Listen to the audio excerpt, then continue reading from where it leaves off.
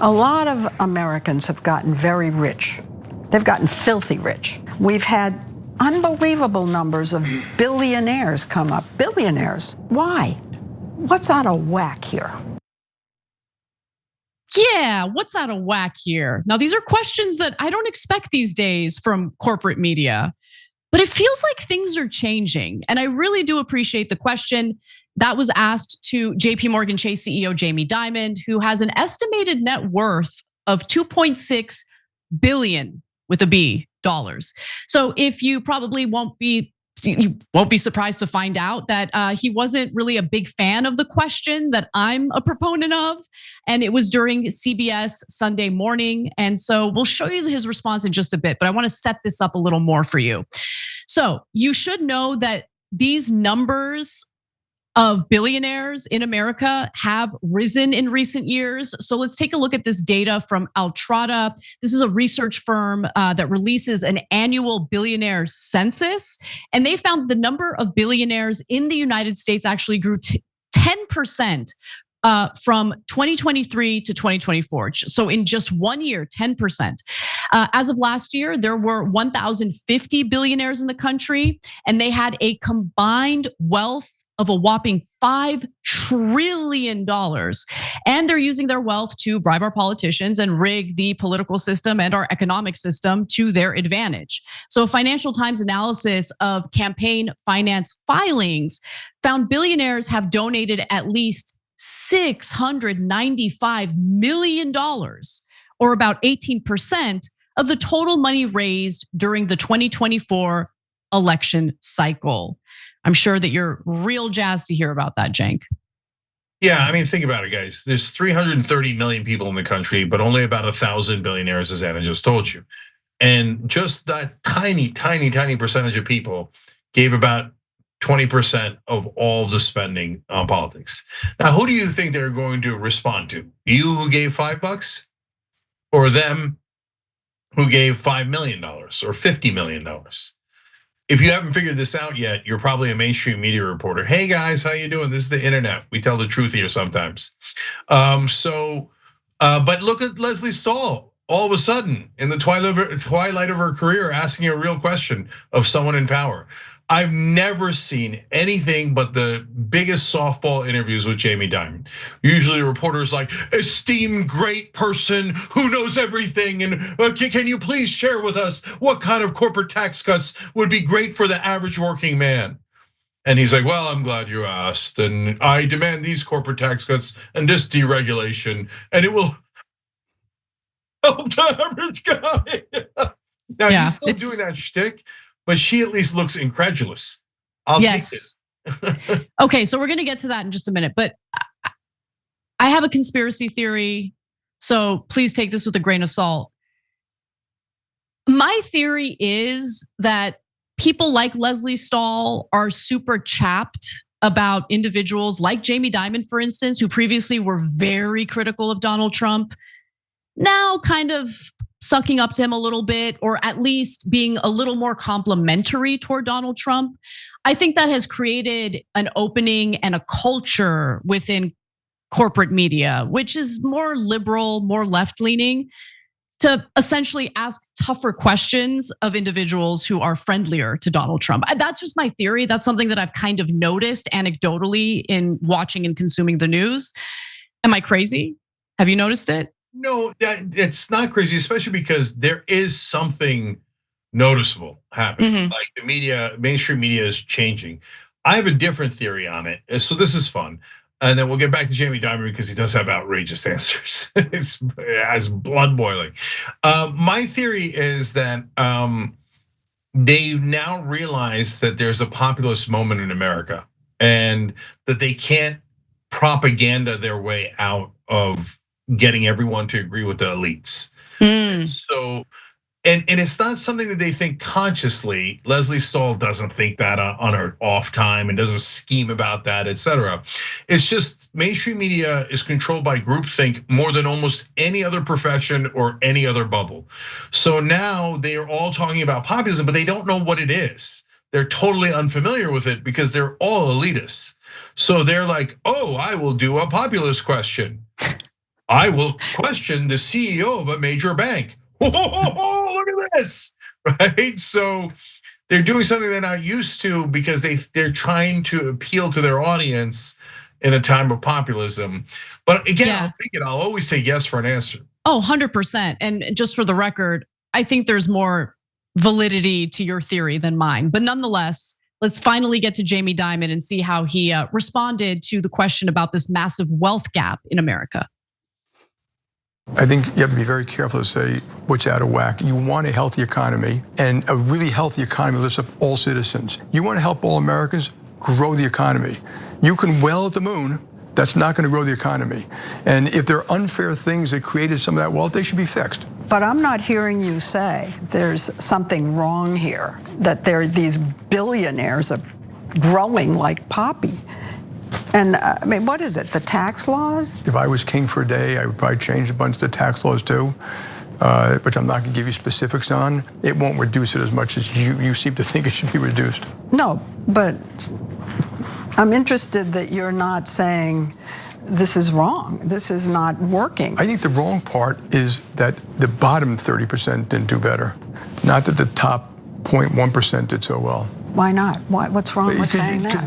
They may be unrelated. What we need to do to fix it for everybody, healthcare. But you haven't said what's wrong at the other end. I don't know which one's the other end. But it's not unrelated, number one, right? There's the money supply, and the money supply is overwhelmingly being redistributed from the bottom to the top. That's the problem.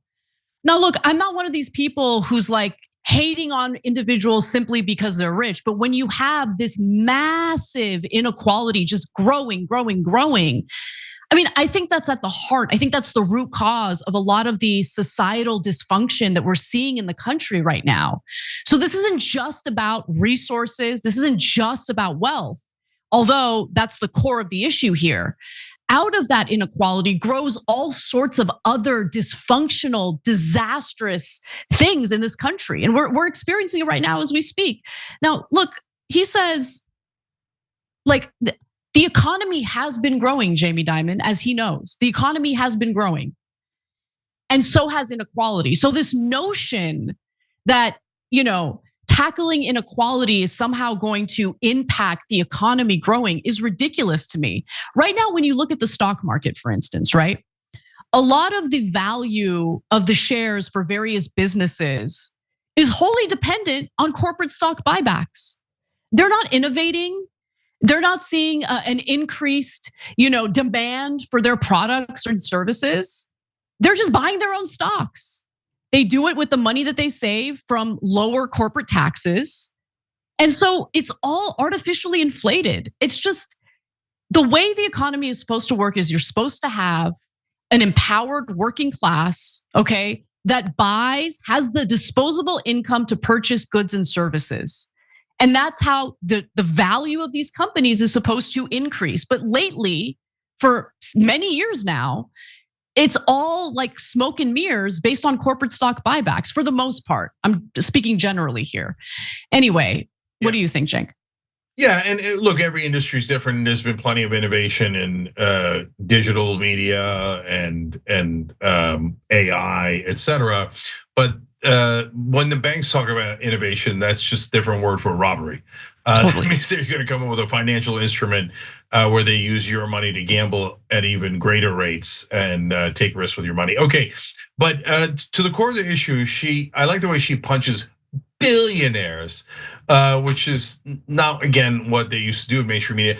And then Jamie Dimon goes to the standard trickle-down economics nonsense. Like, oh, no, what's really important is helping the economy. And if you help me and I become an even bigger billionaire, then you're helping the economy, wink. And it'll eventually trickle all over you. Oh, well, thank you, Jamie. We appreciate that advice. But it was telling me that she said, is it the taxes or something? Yeah, Leslie, it's the taxes, among Partly, yeah.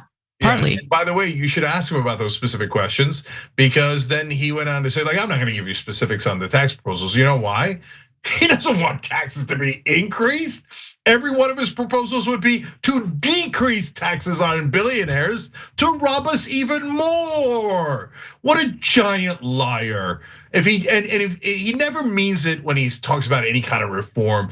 The most overrated man in American media history is Jamie Dimon.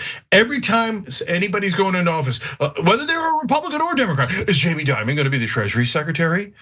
Oh, Jamie Dimon. Jamie Dimon's the representative of the obscenely rich. He's not on our side.